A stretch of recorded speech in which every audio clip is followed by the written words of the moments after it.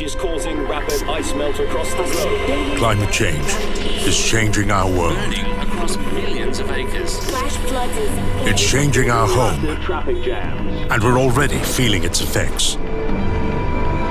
Climate change has made our weather increasingly unpredictable.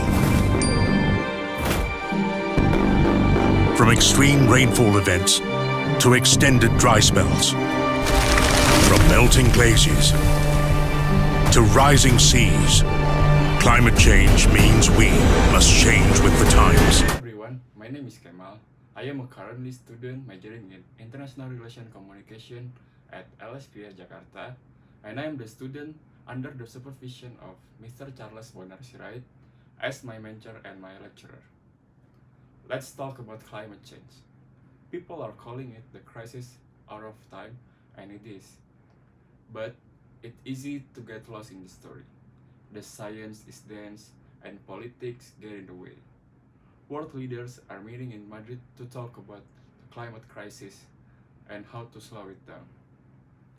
And they, under the pressure from millions of people around the world calling for concrete action. So, what exactly are we doing wrong and how do we fix it? We're going to kick this off with some basic science, so bear with me because this is important. We started breaking CO2 records in 1950 and we haven't stopped since. Why?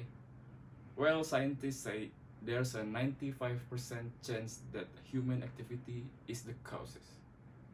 We've been burning more and more fossil fuels like oil and coal, which release CO2 to power our homes, factories, airplanes, and cars. There's also a lot more of us. The global population has tripled in the past 70 years, and we're consuming more products from animals that release another pollutant called methane.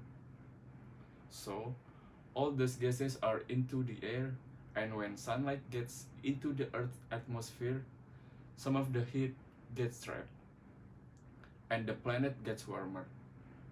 That's why they call the greenhouse effect.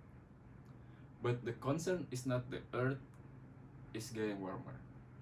The UN says that right now our world is about 1 degree hotter than pre-industrial times. In fact, the UN says if we warm by 1.5 degrees before the end of the century, we should be fine. The UN even says 2 degrees would probably be alright. But again, the problem is speed.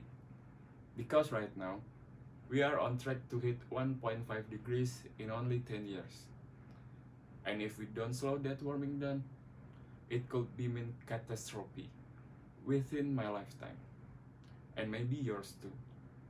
And we're already getting a taste.